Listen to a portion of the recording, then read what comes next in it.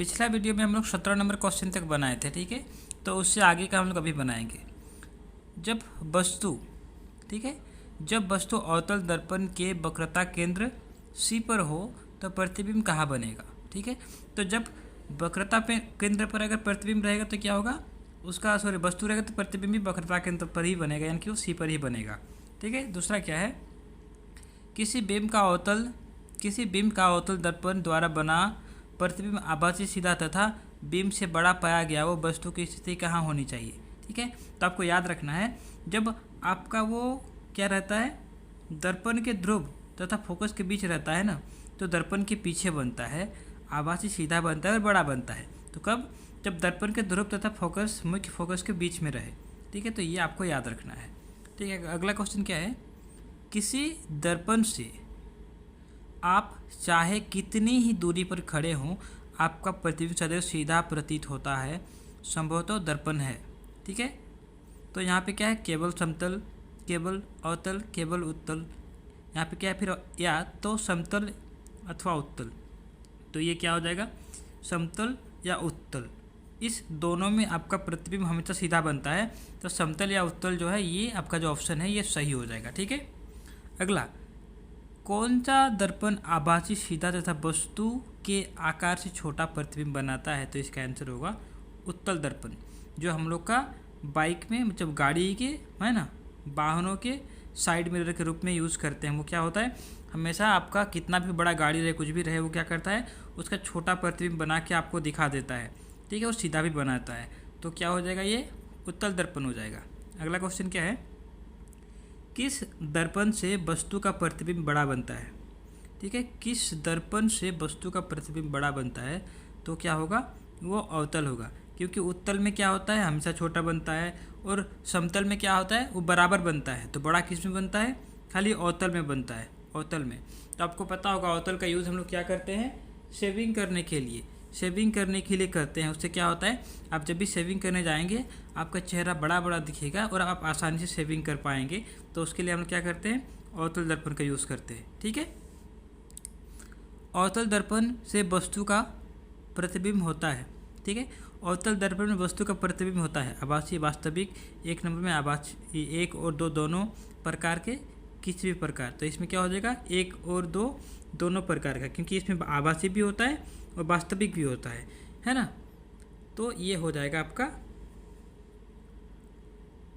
1 और 2 दोनों, ठीक है। अगला क्वेश्चन क्या है, उत्तल दर्पण द्वारा बना प्रतिबिंब सदैव होता है, ठीक है। क्या है, उल्टा, वास्तविक, है ना, आवर्धित, सीधा। तो ये क्या हो जाएगा, सीधा, क्योंकि उत्तल दर्पण जो बाइक में, गाड़ी में जो लगा हुआ दर्पण रहता है, हमसे सीधा प्रतिबिंब बनाता है। तो ये सीधा आंसर हो जाएगा, ठीक है। अगला क्वेश्चन क्या है, उत्तल दर्पण द्वारा बना प्रतिबिंब होता है, उत्तल दर्पण द्वारा वास्तविक तथा सीधा, वास्तविक तथा उल्टा, आभासी तथा सीधा, आभासी तथा उल्टा। तो क्या हो जाएगा, ये आभासी तथा सीधा, ठीक है, आभासी तथा सीधा, इसको याद रखना है, आभासी तथा सीधा, ठीक है। अगला क्वेश्चन क्या है, देखिए, जब किसी बिंब को किसी अवतल दर्पण के फोकस और ध्रुव के बीच रखा जाता है, फोकस और ध्रुव के बीच रखा जाता है, तो उसका प्रतिबिंब दर्पण के पीछे बनता है। यह प्रतिबिंब होता है, क्या होता है, वास्तविक होता है, उल्टा होता है, आभासी और उल्टा होता है, आभासी और सीधा होता है। तो इसका आंसर होगा आभासी और सीधा होता है, ठीक है। अगला क्वेश्चन क्या है, उस दर्पण का नाम बताएं जो बिंब का सीधा तथा आवर्धित प्रतिबिंब बना सके, तो वो अवतल होगा, ठीक है। किस दर्पण का दृष्टि क्षेत्र विस्तृत होता है, तो क्या हो जाएगा, उत्तल दर्पण हो जाएगा। विस्तृत मतलब फैला हुआ, बड़ा, ठीक है। तो क्या होगा, ये उत्तल दर्पण हो जाएगा। वाहनों में 5 दृश्य दर्पण के रूप में किस दर्पण का उपयोग किया जाता है, तो अभी हम लोग डिस्कस कर रहे थे, ये हो जाएगा उत्तल दर्पण, उत्तल दर्पण लगा रहता है, ठीक है। अगला क्वेश्चन क्या है, वाहनों के अग्रदीपों को किस प्रकार के किस दर्पण का उपयोग किया जाता है, वाहनों के अग्रदीपों में किस प्रकार का उपयोग किया जाता है, तो वो क्या हो जाएगा, अवतल दर्पण, ठीक है, अवतल दर्पण, ठीक है। अभी देखिए यहाँ पे सौर भट्टियों में किस दर्पण का उपयोग किया जाता है, तो सौर भट्टी में किसका करते हैं, आपका अवतल दर्पण का करते हैं। मोटर चालक के सामने कौन सा दर्पण लगा रहता है, ठीक है। तो क्या होगा, वो उत्तल दर्पण, ठीक है। अगला क्वेश्चन क्या है, सोलर कुकर में किस गोलीय दर्पण का उपयोग किया जाता है? तो ये भी क्या हो जाएगा आपका अवतल दर्पण, अवतल दर्पण याद रखना है, ठीक है। हजामत बनाने के लिए किस दर्पण का व्यवहार किया जाता है? अभी मैं आपको बता रहा था शेविंग करने के लिए करते हैं किसको, अवतल दर्पण, तो यहाँ पे अवतल दर्पण हो जाएगा, ठीक है। यहाँ पे देखिए दर्पण सूत्र क्या है, ठीक है, दर्पण सूत्र कौन सा है, 1+b/1+u बराबर 1/f। तो ये जो आपका 4 नंबर है ये दर्पण सूत्र है, ठीक है। लेंथ सूत्र ऐसा ही रहेगा, बीच में माइनस रहेगा, तो देखिए 1/b-1/u कहाँ पे है, 1/b-1/u ये वाला, ठीक है, ये सेम रहता है, 1/b-1/u बराबर 1/f सेम रहता है, बीच में माइनस रहता है। तो यहाँ पे क्या है आपका 4 नंबर है, यहाँ पे क्या है 1 नंबर है, ठीक है। वो आपको आसानी होगा याद रखने में, दोनों को सेम याद रखिएगा, ठीक है।